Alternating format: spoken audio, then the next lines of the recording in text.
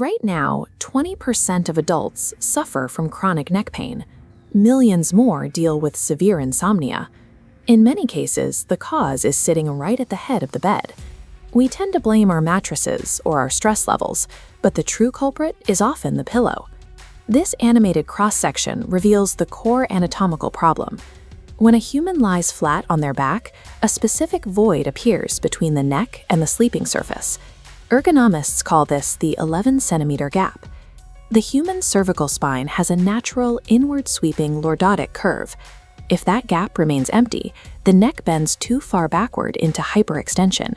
If a cushion is too thick, the neck is pushed forward into hyperflexion. The spine requires exact structural support to stay straight and neutral.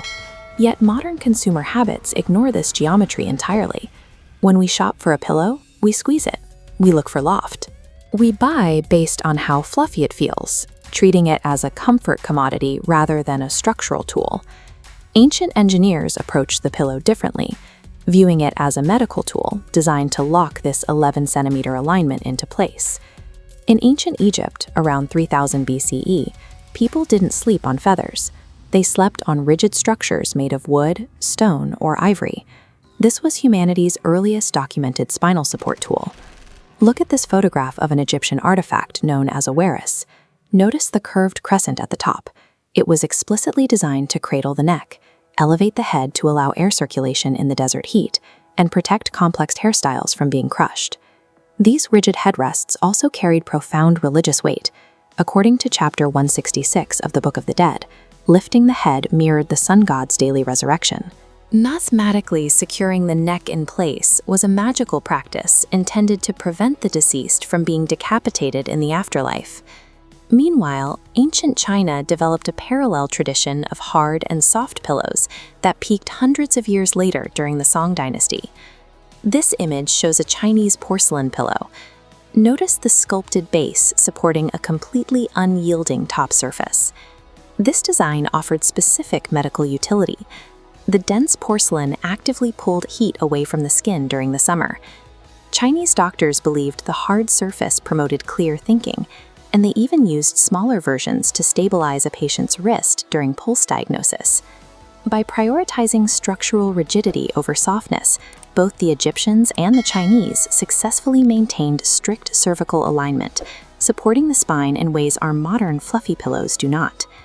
That rigid support vanished during the 19th century Industrial Revolution. This photograph shows the massive scale of mechanized spinning frames from the era. The cotton gin and industrial looms made textiles incredibly cheap, and suddenly, expensive luxury feathers were replaced by mass-produced cotton and wool. While cotton provided immediate tactile comfort, it offered no resistance to the weight of the head. Without that firm counterpressure, the lordotic curve collapses, leaving the cervical spine unsupported for 8 hours at a time. The solution to this anatomical problem arrived in 1966, driven by the space race. This photograph shows a mechanical flight simulator at NASA's Ames Research Center.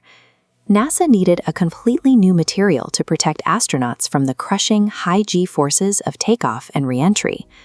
They invented viscoelastic polyurethane, or temper foam. This animated diagram illustrates how the material science actually works.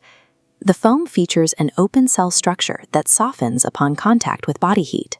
It slowly yields to applied pressure, compressing exactly where needed while remaining firm everywhere else.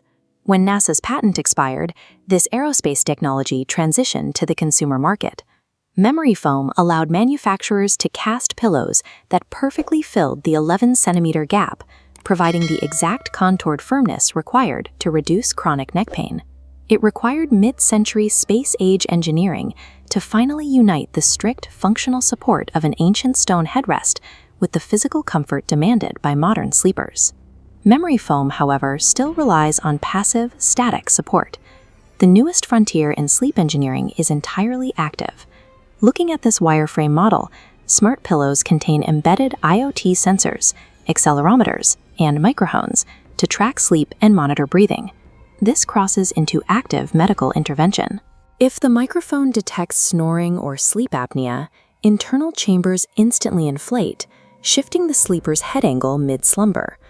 This shift from passive support to active treatment has moved the pillow into the jurisdiction of the FDA.